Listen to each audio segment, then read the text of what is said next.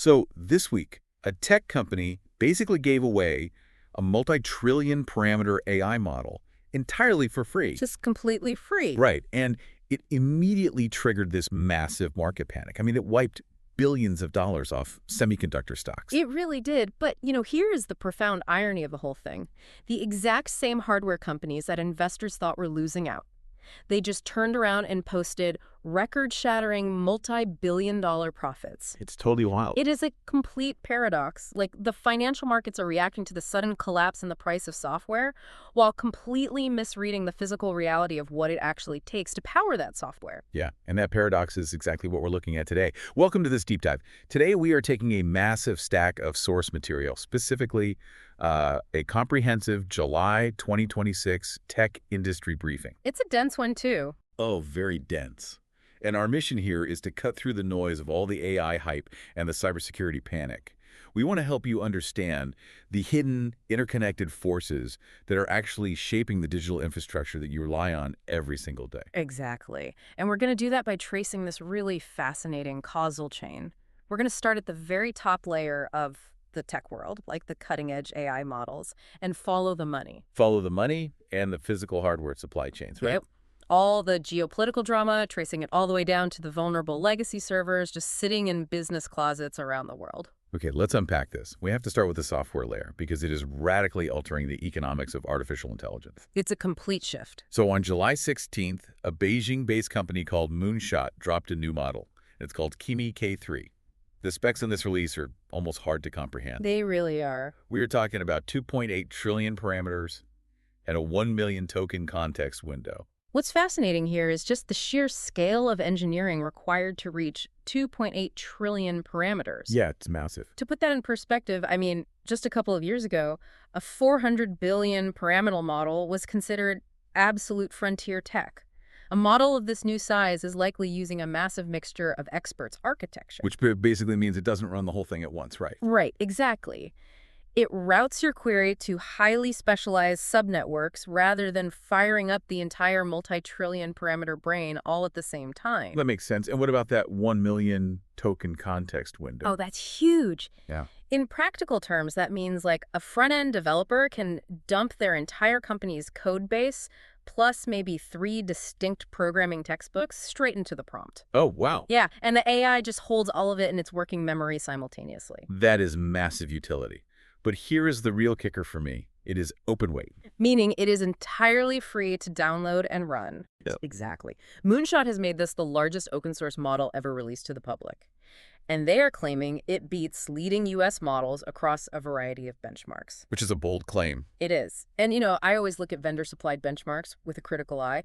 But wait, the briefing notes that in blind independent testing, developers actually preferred Kimi K3 for front-end coding tasks. Yeah, they really did. So the utility is undeniably real. It is very real, and the financial markets recognized it instantly, but they didn't celebrate it. They panicked. Big time. The source material compared the market reaction to the DeepSeek panic we saw back in early 2025. The major semiconductor index dropped over 4%. Ouch. Yeah, and giants like NVIDIA and Micron lost serious ground on paper. But hold on, this is the part that doesn't make sense on the surface to me. If an incredibly powerful model is now free to download, wouldn't tens of thousands of companies rush to download it? You would think so, right? And wouldn't they need to buy more NVIDIA chips and memory to actually run a 2.8 trillion parameter behemoth on their own servers? So why did the chip stocks drop? Well, it's because the market is terrified of software commoditization. Oh, okay. Unpack that a bit. Sure. So if frontier-level AI capabilities are suddenly just free, the massive profit margins of enterprise software companies start to look very fragile. And those companies currently buying the bulk of these GPUs. Exactly. Investors fear that if the software layer can't maintain high prices, their capital expenditure budgets for buying hardware will eventually dry up. Oh, I see. It's a psychological reaction to the cost floor of AI just violently collapsing. But giving away an AI model of this size isn't purely altruistic, right? There has to be a catch. Oh, absolutely. The catch here is data governance. Right. So if you're listening to this and you run a U.S. financial firm or maybe a healthcare provider, you can't just casually spin up a Chinese origin open weight model on your network without setting off massive compliance alarms. Not at all. And looking purely at the enterprise mechanics here, and setting aside the intense political debate around the U.S.-China tech race, which I want to be clear, we are remaining entirely impartial on the data provenance and regulatory obligations of running these models, are just an absolute minefield. Exactly. We are just impartially reporting the geopolitical context from the source material here. The fact is, being free to download does not mean it is free of legal or regulatory friction. Which perfectly explains why that initial stock market panic over the hardware companies was entirely disconnected from physical reality. Right. Like Kimi K3 tanked chip stocks on paper because the software became free. But when you look at the physical ground, the companies actually manufacturing the silicon, the dynamic is the exact opposite. If we connect this to the bigger picture, the software getting cheaper is actually making the hardware infinitely more lucrative. How so? Because no matter how free the weights are, you cannot execute code on thin air. You need the chips. The numbers are just staggering. On July 15th, ASML beat their expectations and raised their AI demand outlook. And the very next day, TSMC reported their fifth consecutive record quarterly profit. We're talking $40 billion in revenue, with net income up 77% year over year. And here's the metric that should make everyone listening sit up and take notice. 2/3 of TSMC's revenue is now coming from high-performance computing. That's AI, right? Mostly, yes. For a decade, smartphones drove TSMC's profits. That era is officially over. The pivot to AI hardware is absolute. Plus, they announced another $100 billion in capital investment for their Arizona facilities. Which pushes their total committed U.S. spending to $265 billion. It's like the ultimate gold rush. Moonshot is giving away the gold maps for free, but TSMC and ASML are the ones making billions selling the shovels. That's a perfect way to put it. So if you are sitting in a boardroom right now managing an IT budget, mapping out your server, storage, or memory needs for the next 2 years, the takeaway is pretty stark. What's the takeaway? You are directly competing with AI hyperscalers for the exact same advanced silicon wafers. Oh, wow. That is the crucial point here. The physical supply chain dictates your everyday IT budget. A $100 billion fab plant takes years to build. Yeah, you can't just spin that up overnight. Exactly. The demand is here today, but the supply won't catch up for a very long time. You basically have to assume a massive, sustained squeeze on supply and prices. So plan refresh cycles early. Very early. You need to plan them much earlier than you traditionally would because the hardware is heavily constrained. But even if you have the budget, you can't just buy these chips freely, right? The geography of compute is totally locked down. It is. We are seeing a massive geopolitical game of musical chairs dictating global GPU distribution. Yeah, the supply is tightly controlled by export restrictions. Like on July 14th, a U.S. commerce official testified that the first batch of NVIDIA's highly coveted H200 chips are finally shipping to China under a new licensing regime. Right, but it's just a trickle. Just a trickle. Reuters reported that more Chinese firms, including a unit of ZTE, were approved as buyers. But the mechanics of this are so fascinating. Oh, totally. Yeah. Because on the exact same day that news came out, NVIDIA internally purged over half of its authorized Asian customers from a whitelist. Yeah, they are trying to stop this massive gray market where chips are bought in one country and then secretly diverted through third-party routes. It's such a strange dance. It's like opening the front door a tiny crack while simultaneously building half the side windows shut. That is exactly what it's like. And just to maintain our framework here, we are neutrally reporting the actions of the U.S. Commerce Department, NVIDIA, and the subsequent supply chain friction. Right. We aren't taking any stance on the validity or the politics of the export controls themselves. Exactly. But we do need to talk about the impact because the administrative burden this places on hardware distribution is immense. It really is. And that friction isn't just high-level international politics. It directly impacts the listener. How does it hit the day-to-day IT teams? Well, this geopolitical turn dictates where the world's GPUs end up. If your company is trying to spin up a new application and you're waiting, 6 months for cloud compute capacity, Which happens a lot right now. all the time, or if your vendor keeps inexplicably pushing back their AI roadmap, this export control tug of war is a massive underlying reason for that. It creates total scarcity in the cloud. And that extreme compute scarcity is forcing fierce corporate rivals into these almost surreal arrangements. Yeah. The briefing highlights a major single-source press report. This was relayed by the Times, Reuters, and CNN, claiming that Meta is considering leasing its own compute power to Anthropic. The maker of the Claude AI models. Right, and the deal is rumored to be worth up to $10 billion over 2 years. Now, I have to put a massive asterisk on this. Please do. We have to be clear, nothing is agreed upon. They could walk away tomorrow. This is just a rumor. Right, just a rumor for now. But just the logic of it is wild. I mean, Meta is spending well over $100 billion on AI infrastructure this year alone just to win the AI race. Why on earth would a giant like Meta lease its precious, hard-fought compute to a direct rival like Anthropic? It comes down to the economics of what we call compute landlords. Compute landlords. Yeah. Meta might be realizing that the raw infrastructure they've built is actually more valuable than the software running on it. Okay, wait. Explain that. Well, building a massive GPU cluster isn't just about buying 100,000 chips. It's about the incredibly complex InfiniBand networking and the power infrastructure required to make them talk to each other without idle time. So it's not just renting out a spare bedroom. It's an entirely different business model. Exactly. It's almost like Meta built a massive solar farm for their own headquarters, realized they generated more power than they could use 24/7 during their training runs, and decided to become the local utility company for their biggest rival. That's spot on. Renting out excess capacity at a premium guarantees billions in high-margin revenue. It basically insulates them, even if their own AI software models face setbacks. Which is a smart hedge. Very smart. If Meta is transitioning from just being an AI builder to becoming an AI landlord, it tells you everything you need to know about the market right now. And for the rest of us. For the rest of us, it means when giants fight over capacity to this degree, we just have to accept that AI compute will stay eye-wateringly expensive and heavily rationed. Okay, so we've spent the first half of this deep dive talking about the cutting edge. It's the fun stuff. Yeah, trillion-parameter open models, multi-billion-dollar chip fabs, massive compute landlords.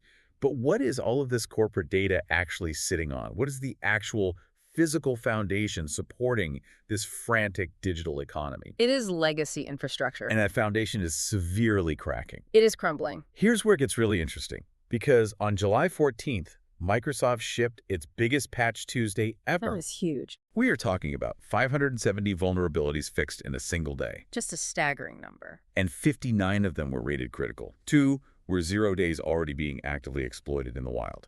1 gave attackers administrative privileges through Active Directory Federation services. But the absolute top priority was a separate flaw in SharePoint Server. Yes, cataloged as CVE 2026-58644. A mouthful. It is, but it scores a 9.8 out of 10 on the severity scale. Let's break down the mechanics of why a 9.8 is so catastrophic. Because this specific vulnerability allows an attacker to execute malicious code on an unpatched on-premises SharePoint server with no login required. Right. 0 authentication. From a network security perspective, a pre-authentication remote code execution, or RCE, is the ultimate nightmare. So wait, the attacker doesn't even need a stolen password. Nope. They don't need to trick an employee with a phishing email to bypass multi-factor authentication. No, they don't need any of that. Because of how the server parses incoming network requests before it even checks who the user is, the attacker just sends a specifically crafted packet to the server's public-facing door. And then what? And then they are instantly executing code at the system level? That is deeply unsettling. You are completely exposed just by being plugged into the internet. Exactly. And because this was a 0 day, attackers were exploiting it before Microsoft even had a patch ready. Yeah, they were breaking in, stealing server machine keys, and planting malware to establish persistence. Which is why CISA, the U.S. cyber agency, added this to their known exploited list on July 16th and gave federal agencies an unusually brutal deadline to patch it. Just 3 days. 3 days in federal IT is light speed. It really is. So for you listening, here's the immediate takeaway.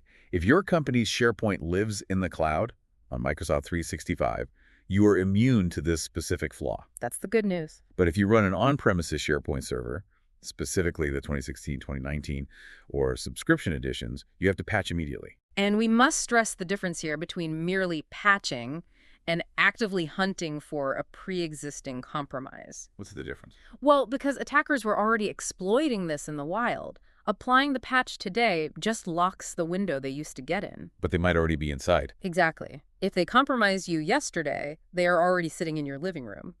You have to explicitly hunt through your system logs for signs of stolen machine keys or existing compromise. Okay, but let's play this out. Let's say a business misses that brutal 3-day deadline. They don't hunt for the compromise. What happens? Invariably, the ransomware gangs get in. They encrypt the data, steal a copy, and demand a massive payout. Right. But the entire endgame of how a business handles ransomware fundamentally shifted this week. Yes, on July 13th, the US, the EU, and the UK launched a massive coordinated cyber sanctions package. But they didn't just target a few random affiliates like they usually do. No, they targeted the structural plumbing of the Russian ransomware ecosystem. They went after the administrator of the TrickBot and Conti operations. A single individual who allegedly received over $300 million personally. Wild. They also sanctioned a bulletproof hosting provider called Medialand that sheltered gangs like Lockbit for a decade. They targeted specialized password stealing crews and the VPN encryption services these criminals use to hide their tracks. They are basically mapping out the specialized supply chain of cybercrime. Initial access brokers, negotiators, hosting providers. It's a huge shift in tactics by law enforcement. They aren't just trying to catch the burglars anymore. They are bulldozing the burglars' safe houses and freezing their bank accounts. By attacking the infrastructure, yes. But this raises an important question. What would your organization actually do tomorrow if you were hit? Because these new sanctions make paying a ransom legally radioactive, right? Yes. This is the crucial danger for the listener here. If your company gets locked up, and your executives decide to quietly pay the ransom just to get your business operational again, you are stepping into a legal minefield. Because of OFAC. Exactly. OFAC, the U.S. Sanctions Enforcement Agency, operates on strict liability. Meaning what exactly? Meaning, it does not matter if you didn't know the hacker was sanctioned. If your ransom payment ends up in the crypto wallet of a sanctioned entity, which is highly likely now that they've sanctioned all the core infrastructure providers, your organization could be breaking the law. You could face catastrophic fines or federal prosecution simply for trying to buy your own data back. Yes. The safety net of just paying the ransom and calling it a cost of doing business is entirely gone. So you can't pay them, but you can't survive without your data. What is the actual solution? The only solution is the unglamorous, boring IT work. It is having tested backups. Heavily tested offline backup. Yes, physically isolated from your main network. And it requires a rehearsed incident response plan. You need a pre-agreed decision framework so your board of directors isn't trying to decipher international sanctions law while staring down a 48-hour countdown timer. That makes a lot of sense. So what does this all mean? It's a lot to take in. It is. When you step back and look at the whole board, we're basically watching a massive collision. We have the plunging cost of AI software models like Kimi K3 crashing headfirst into severe geopolitical hardware bottlenecks. Driven by export controls and immense silicon demand at TSMC. Exactly.